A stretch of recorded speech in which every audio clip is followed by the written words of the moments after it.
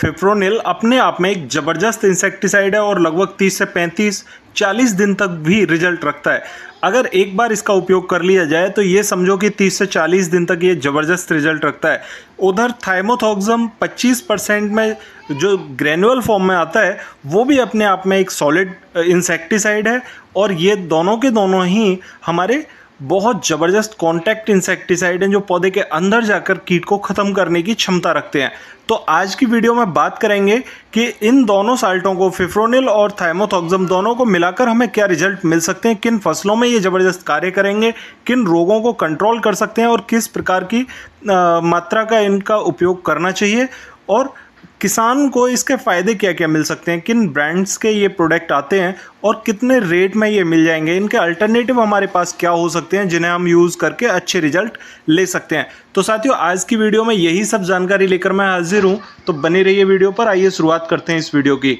साथियों, सबसे पहले जान लेते हैं कि फिप्रोनिल है क्या और थाइमोथॉक्सम क्या है। तो फिप्रोनिल एक ब्रॉड स्पेक्ट्रम सिस्टमेटिक इंसेक्टिसाइड है और निलपीराजोल रासायनिक ग्रुप का सदस्य है और ये पौधों के कीटों को लंबे समय तक दूर रखने में सक्षम होता है, क्योंकि ये गिडार को एक बार ख़त्म करने के बाद में उसकी फंगस को भी ख़त्म कर देता है और गिडार को ये आने नहीं देता। इसमें पौधे में रोग प्रतिरोधक क्षमता विकसित करने की बहुत अच्छी पावर होती है, जिसकी वजह से ये पौधे को बहुत तेज़ी से ऊपर की तरफ बढ़ाता भी है और पौधे में रोग नहीं लगने देता।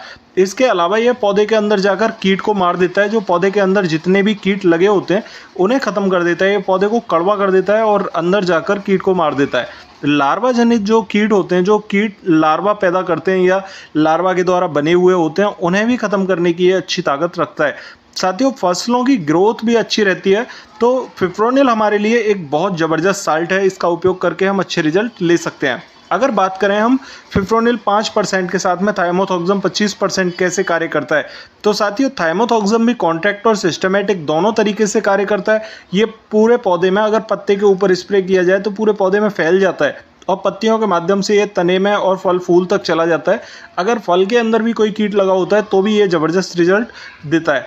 साथियों, अगर बात करें कि थाइमोथॉक्सम किस टाइप का इंसेक्टिसाइड है, तो ये ब्रॉड स्पेक्ट्रम तरीके से काम करता है। ब्रॉड स्पेक्ट्रम सिस्टमेटिक इंसेक्टिसाइड है और यह कॉन्टैक्ट सिस्टमेटिक दोनों तरीके से काम करता है। अगर इसे पत्ते पर स्प्रे किया जाएगा तो भी काम करेगा, अगर इसे जड़ पर इसे हम पानी में घोल के डाल देते हैं तो भी ये ज़बरदस्त काम करता है, लेकिन अगर स्प्रे किया जाए तो ज़्यादा अच्छा काम करता है।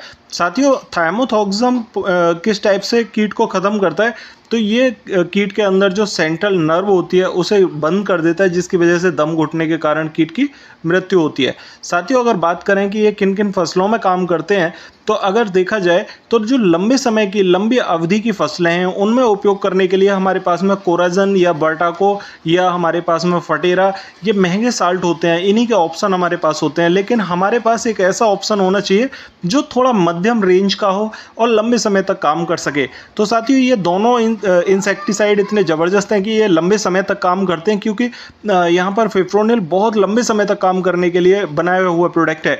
और ये गन्ना, कपास, धान, बैगन, मिर्च, शिमला मिर्च, जिन फसलों में सबसे ज़्यादा समस्याएं आती हैं उन फसलों के लिए तो बहुत ही रामबाण औषधि है।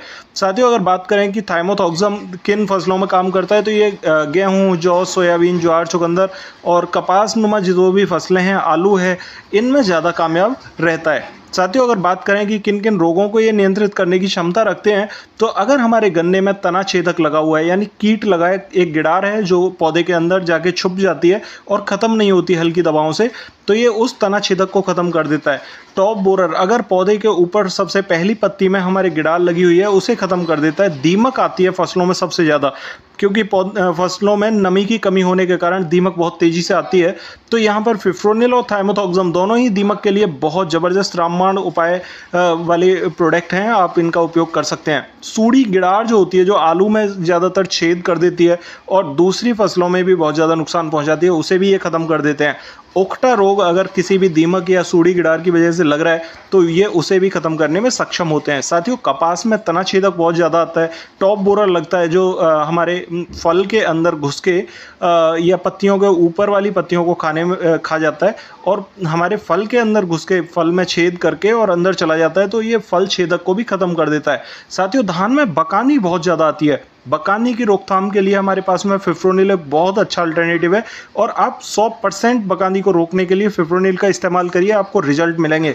साथियों, दीमक को फिप्रोनिल रोकने में सक्षम होता ही है, थाइमोथॉक्सम भी रोक देता है और टॉप बोरर, तनाछेदक या फल छेदक अगर ये समस्याएं आती हैं धान की फसल में तो उसे ये रोकने में सक्षम होते हैं। साथियों, बैगन की फसल में तनाछेदक बहुत लगता है, टॉप बोरर बहुत आता है, दीमक और सूड़ी की वजह से बैगन में बहुत ज़्यादा समस्याएं आती हैं, उकटा भी बहुत ज़्यादा लगता है। तो ये सभी रोग जो हैं ये ख़त्म करने में, इन रोगों को ख़त्म करने में ये दवाएं सक्षम है। साथियों, मिर्च में फल छेदक लग जाता है, उकटा लग जाता है, दीमक लग जाती है, ये उन्हें भी ख़त्म कर देते हैं। आलू में सूड़ी गिड़ार लग जाती है, मूंगफली में सूड़ी गिड़ार आती है, दीमक आती है जो कि हमारी मूंगफली के दाने को खा जाते हैं, ये उन सभी को ख़त्म कर देते हैं। साथियों, यहाँ पर अब जान लेते हैं कि थाइमोथॉक्सम और फिप्रोनिल की मात्रा हमें कितनी उपयोग करनी चाहिए। तो 250 ml हमें फिप्रोनिल लेना चाहिए 1 एकड़ ज़मीन के लिए और यहाँ पर थाइमोथॉक्सम 25% की मात्रा को लगभग 200 ग्राम मात्रा को मिला लेना चाहिए उसके साथ, और मिलाने के बाद में हमें लगभग 200 लीटर पानी के साथ मिलाकर स्प्रे करना चाहिए। इससे हमें ज़्यादा अच्छे रिजल्ट देखने को मिलेंगे। साथियों, अगर हम बात करें कि इनका उपयोग हमें कैसे करना चाहिए, किस प्रकार इसके लाभ ज़्यादा टाइम तक मिलेंगे, तो लगभग 24 घंटे तक स्प्रे करने के बाद बारिश नहीं होनी चाहिए, जिससे कि 25 से 30 दिन या उससे भी ज़्यादा हमें रिजल्ट यहाँ पर आसानी से देखने को मिल सकते हैं। स्प्रे करते समय हमें एक बात का ध्यान रखना चाहिए कि तेज़ हवा ना चल रही हो, और जब भी हम इन दोनों का घोल बनाने के बाद स्प्रे करने लगें तो बीच में रुकना नहीं है। साथियों, अगर इनके साथ हमें कोई दूसरी दवाएँ मिलानी है तो यहाँ पर हम ह्यूमिक एसिड हम मिला सकते हैं। ह्यूमिक एसिड एक ज़बरदस्त बूस्टर है और ह्यूमिक एसिड के रिजल्ट यहाँ पर बहुत ज़बरदस्त देखने को मिलेंगे इन दोनों इंसेक्टिसाइड के साथ में। अगर इनके साथ हम कोई दूसरी दवा भी मिलाना चाहते हैं तो हमें थोड़ा सा दवा को अलग मिला के देख लेना है। अगर साल्ट हमारा गाढ़ा हो रहा है, पतला हो रहा है या रंग बदल रहा है तो यहाँ पर हमें उन साल्टों को उपयोग नहीं करना है, उससे हमें रिजल्ट नहीं मिलेंगे। इसीलिए साथियों, यहाँ पर हमें उन्हीं साल्टों का उपयोग करना है जो साल्ट हमारे लिए सही हैं। साथियों, अगर बात करें कि फिप्रोनिल 5% और थाइमोथॉक्सम 25% के हमें फ़ायदे क्या मिल सकते हैं, तो एक तो लंबी अवधि के कीटनाशक की तरह ये काम करेंगे। दूसरा, ये हैवी कीटों को ख़त्म करने में सक्षम होंगे जिन्हें कि कोराजन और फटेरा जैसे कीटनाशक लगाने से हमें लाभ मिलेगा, वैसे ये कीटनाशक की तरह काम करेंगे। साथियों, पौधों की ग्रोथ अच्छी मिलेगी जिससे कि हमें बहुत लंबे समय तक बहुत ज़्यादा फर्टिलाइज़र का उपयोग करने में यहाँ पर करने की ज़रूरत नहीं पड़ेगी। बकानी और दीमक जो हैवी कीट हैं उन्हें ख़त्म करने के लिए हमें अलग से दवा लगाने की ज़रूरत नहीं है, यही साल्ट ख़त्म कर देंगे। साथियों, दवाएं होती हैं उनकी अपेक्षा ये बहुत सस्ती डोज रहेगी। थाइमोथॉक्सम 200 ग्राम और लगभग 200 ग्राम लगभग 150 से 200 रुपये की मिल जाती है, और फिप्रोनिल 250 ml लगभग आपको 200 से 250 रुपये की मिल जाएगी।